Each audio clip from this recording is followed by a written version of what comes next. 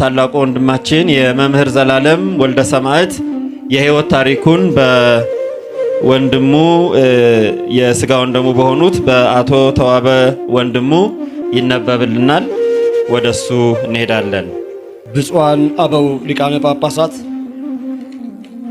የተወደዳችሁና የተከበራችሁ የቅድስት ቤተ ክርስቲያን አባቶች፣ ቤተሰቦችና የመምህር ዘላለም ወዳጆች፣ በአጠቃላይ በዚህ በሐዘናችን ቀን አብራችሁ የተገኛችሁ ኦርቶዶክሳውያን በሙሉ ዛሬ የምንናገረው ስለ አንድ በሥጋ ወንድማችን በመንፈስ አባታችን ስለሆነው ስለ ዘላለም ወንድሙ ብቻ አይደለም። የምንናገረው ስለ ብዙዎች አባት፣ ስለ ድሆች ረዳትና ስለ ወንጌል ብርሃን ነው።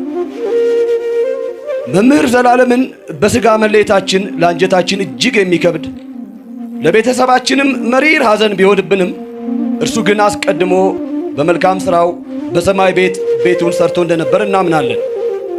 ምንም እንኳን በሰውነታችን ብናዝንም የብፁዕ ወቅዱስ አባታችን አቡነ ማትያስ ፓትርያርክ ርዕሰ ሊቃነ ጳጳሳት ዘኢትዮጵያ ሊቀ ጳጳስ ዘአክሱም ወዕጨጌ ዘመንበረ ተክለ ሃይማኖት በብፁዕ አባቶቻችን ጸሎትና ትምህርት እንዲሁም በዚህ በመካከላችን ባላችሁትና አለንላችሁ በሚሉን የኢትዮጵያ ኦርቶዶክስ ተዋሕዶ ቤተክርስቲያን አማኞች ፍቅር ተጽናንተናል።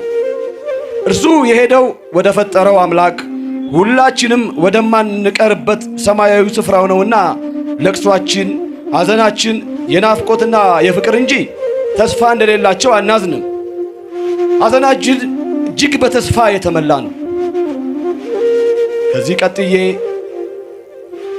የወንድሜን የመምህር ዘላለም ወንድሙን የወልደ ሰማዕትን የሕይወት ታሪክ አቀርባለሁ። ውልደትና የልጅነት ዘመን።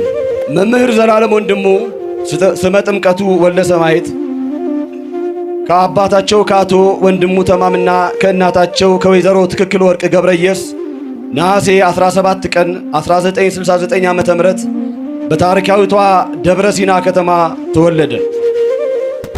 ገና በለጋነት የቤተ ክርስቲያንን ጠረን እየሳበ በዘመኑ አብዛኞቻችን እንወስድ የነበረውን የፊደል ቆጠራን ወይም የቄስ ትምህርቱን በየኔታ ታመነ እግር ስር ቁጭ ብሎ ተምሯል። የትምህርት ጉብዝናና የቅንነት መገለጫ በትምህርቱ እጅግ ብሩህ የነበረው መምህር ዘላለም በሰበታ ከተማ በነበረው የትምህርት ቆይታው ሁልጊዜም ከአንደኝነት አይወርድም።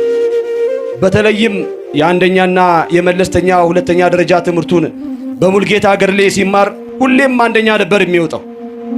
በተለይም በስድስተኛና በስምንተኛ ክፍል የሚኒስትሪ ፈተናዎች 100% በማምጣት አስደናቂ ውጤት አስመዝግቧል። የሚገርመው ግን ዕውቀቱ ለራሱ ብቻ አልነበረም።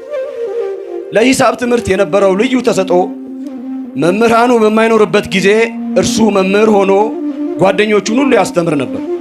ይህ ሌሎችን የማብቃት መልካም ባህሪው ገና በልጅነቱ አብሮት ያደገ ጸጋው ነበር።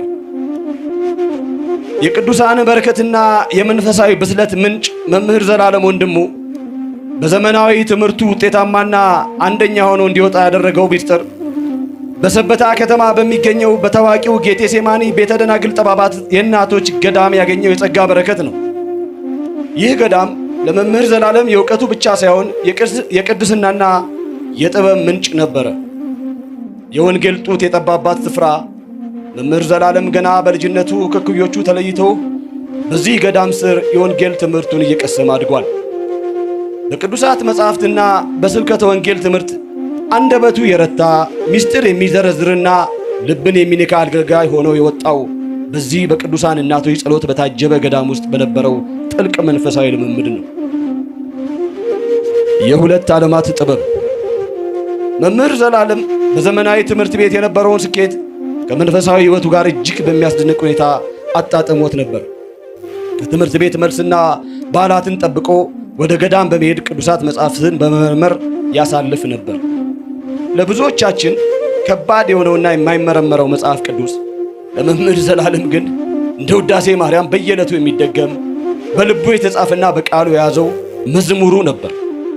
ይህ የመጽሐፍ ቅዱስ ጥናቱና ጸሎቱ ነው በሰበታና በሄደበት ሁሉ አንደበቱ እንደ ማር የሚጣፍጥ ቃሉ እንደ ሰይፍ የሚቆርጥና እንደ ቅቤ የሚለሰልስ እንዲሆን ያደረገው። በዚህ ገዳም ውስጥ ያሳለፈው ጊዜ መምህር ዘላለምን ገና በልጅነቱ የበሰለ አድርጎታል። በጌቴሴማኒ ቤተ ደናግል ጠባባት በሰንበት ትምህርት ቤት ሲያገለግል ሲማርና ሲጸልይ የቆየው ዘላለም ለኢትዮጵያ ኦርቶዶክስ ተዋሕዶ ቤተክርስቲያን ብርቅዬ እንቁ ሆኖ የተበረከተው ከዚሁ እቶን ውስጥ ተኩሎ በመውጣቱ ነው። ይህ በልጅነት የቀሰመው የወንጌል ፍቅር ነው በኋላ ላይ እስከ አፋር በረሃ፣ እስከ ደቡብ ኦሞ የጂንካ ጫካዎችና እስከ አሜሪካ በመላው አውሮፓና መካከለኛው ምስራቅ አድማሳት ድረስ ወንጌልን በኃይልና በሚስጥር እንዲያስተምር ጉልበት የሆነው። ከአግሮ ኢንዱስትሪ ቴክኒካል እስከ ወንጌል አገልግሎት ዘላለም የከፍተኛ ሁለተኛ ደረጃ ትምህርቱን በሰበታ አጠቃላይ ሁለተኛ ደረጃ ትምህርት ቤት የተማረ ሲሆን ባገኘው የላቀ ውጤትም ወደ ወሊሶ አግሮ ቴክኒካል ስኩል በመግባት ከ1983 እስከ 1985 የ3 ዓመት የሙያ ትምህርት በመማር በኤሌክትሪሲቲ በዲፕሎማ ቢመረቅም የልቡ ጥሪ ግን የያዘው የሰው ልጅ በወንጌል ኤሌክትሪክ ማብራት ነበር። በወሊሶ ቆይታው ከብፁዕ አቡነ ዲዮስቆሮስ የቀድሞ አባ ወልደ ትንሣኤ ግዛው እግር ስር ሆኖ በሰንበት ትምህርት ቤት አገልግሎቱን ጀመረ። የ12ኛ ክፍል ውጤቱ ለከፍተኛ ኮሌጅ ቢያበቃውም እርሱ ግን የእግዚአብሔር መንግሥት ትቀድማለች ብሎ ራሱን ለቤተ ክርስቲያን አገልግሎት አሳልፎ ሰጠ። ብፁዓን ሊቃነ ጳጳሳት፣ የገዳማት አድባራት አባቶች የሚሰጡትን ምስክርነት ሳያካትት ካከናወናቸው ዋና ዋና ሥራዎች በጣም እጅግ በጣም ባጭሩ ደቡብ ኦሞ ገጠራማ ስፍራዎች መምህር ዘላለም ወንድሙ ስጠ ጥምቀቱ ወልደ ሰማዕት የከተማ አገልጋይ ብቻ አልነበረም።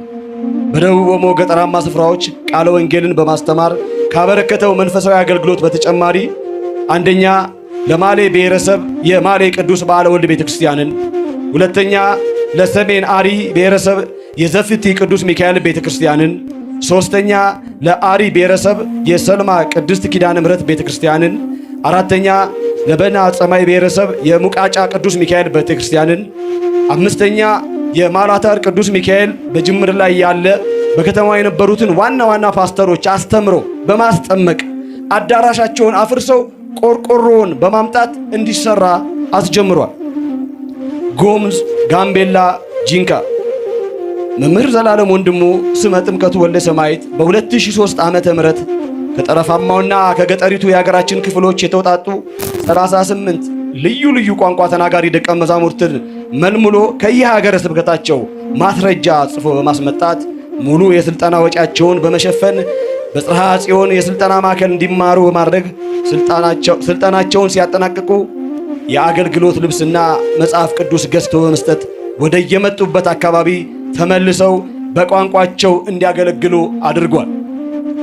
ጅጅጋ መምህር ዘላለም ወንድሙ ስመ ጥምቀቱ ወልደ ሰማዕት ሐምሌ 28 ቀን 2010 ዓ.ም በጅጅጋ በደረሰው ችግር የተጎዱትን ለማጽናናት በስፍራው ጉባኤ በማዘጋጀት ማህበረ ምዕመናንን ከማጽናናቱ በተጨማሪ ሰዎችን በማስተባበር ከ1,500,000 ብር በላይ በማሰባሰብ በወቅቱ ለተጎዱ የሀገረ ስብከቱ ማህበረ ካህናት ድጋፍ እንዲያገኙ በመርዳት የቤተ ክርስቲያን ልጅነቱን አሳይቷል።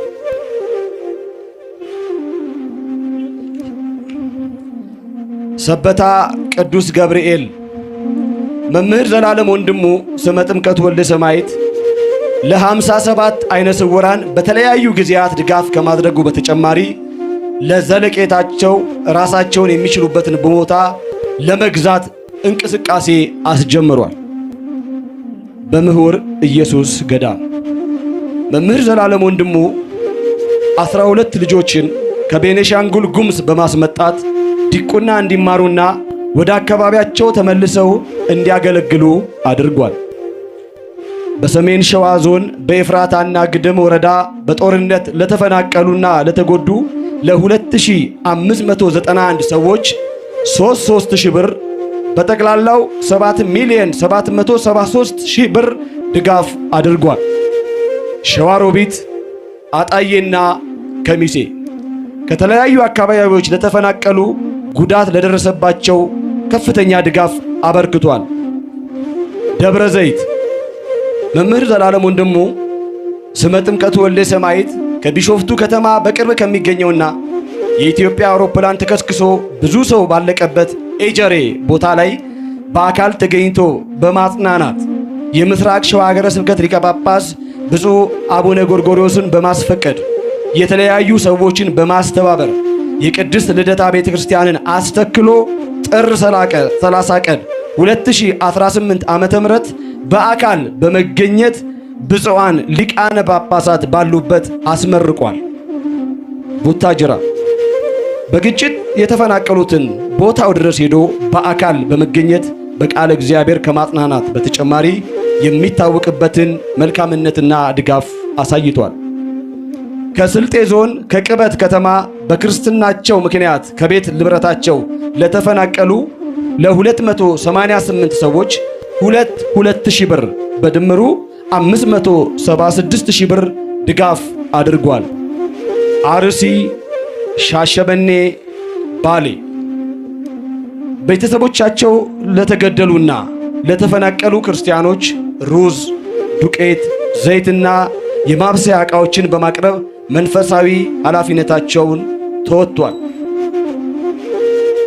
አፋር በአፋር ክልል ለሚገኙ በዞን 5 ሰምሮቢ ወረዳ ኩማሜ አካባቢ በጦርነት ለተፈናቀሉና ለተጎዱ ለ495 ሰዎች 3,000 ብር በጠቅላላው 1,485,000 ብር ድጋፍ አድርጓል። 2 ስሙን ማሩ በማለት የሚጠሩት የአፋር ሀገረ ስብከት ሊቀ ጳጳስና የቅዱስ ሲኖዶስ አባል ብፁዕ አቡነ ዮናስ በስማቸው በአዋሽ አርባ ለተቋቋመው አረጋውያን የጡረታ ማዕከል የቦርድ ሰብሳቢ በመሆንና በኃላፊነት በማገልገል ዓመታዊ የምገባ እገዛ አድርጓል። ደብረ ሊባኖስ ገዳም ለአበው ካህናት ለአገልግሎት የሚሆን ልብሰ ተክህኖ ሰጥቷል። ደብረ ብርሃን የአእምሮ ህሙማን ማገገሚያ እንዲሆን በአርቲስት ፍቃዱ ተክለማርያም ልጅ በተመሰረተው አበሻ የአረጋውያንና ምስኪኖች መርጃ ለንጽህና መጠበቂያ የሚሆኑ ነገሮችን በማቅረብ ሃይማኖታዊ ተግባሩን አስመስክሯል። ዋግ ኽምራ ዞን ሰቆጣ በጦርነት ለተፈናቀሉና ለተጎዱ ለ901 ሰዎች 3,000 ብር በድምሩ 2,703,000 ብር ድጋፍ አድርጓል። ደባርቅ ወረዳ በጦርነት ለተፈናቀሉና ለተጎዱ ለ294 ሰዎች 3,000 ብር በድምሩ 882,000 ብር ድጋፍ አድርጓል። ጎንደር የአብነት ተማሪዎች ሲመረቁ ካባ አልብሷል። አዲስ አበባ አንደኛ የዲዲያ መንፈሳዊ ማህበር እሁድ ከ5 እስከ 7 ሰዓት በቃለ እግዚአብሔር በሃይማኖት በምግባር እንዲጸኑ እንዲያድጉና እንዲበረቱ ከማስተማር በተጨማሪ ወላጆቻቸውን በሞት ላጡና ለችግር የተጋለጡ ልጆችን በማስተማር ራሳቸውን እንዲችሉ ድጋፍ አድርጓል። በአዲስ አበባ ማረሚያ ቤቶች ለሚገኙ እስረኞች ለዳግም ትንሣኤ የምግብ ድጋፍ አድርጓል። ሁለተኛ የዲዲያ የሕፃናት መርጃ የሕፃናት መርጃ ድርጅት በመምህር ዘላለም ወንድሙ መስራችነትና አስተባባሪነት በበጎ አድራጎት የተሰማራ ሀገር በቀል ድርጅት ሲሆን ድርጅቱ ያለ ሃይማኖት፣ ያለ ዘር፣ ያለ ቋንቋ ልዩነት ወገናዊ ድጋፍ በማድረግ የሚታወቅ ድርጅት ነው። በኢዲዲያ የሕፃናት መርጃ ድጋፍ ለሚደረግላቸው ልጆች ከ2008 እስከ 2018 ባሉት ለ12 ዓመታት ከ2650 በላይ ለሆኑ ልጆች ከ15 ሚሊዮን ብር በላይ ወጪ በማድረግ ወገናዊ ድጋፉን በማድረግ ላይ የሚገኝ ሀገር በቀል ድርጅት ሲሆን በአሁኑ ወቅት 200 ልጆችን በመርዳት ላይ ይገኛል። ሶስተኛ በአዲስ አበባ ዙሪያ በዝቅተኛ ኑሮ ለተቸገሩ 1000 ሰዎች 3,000 ብር 30,000 ብር ድጋፍ አድርጓል።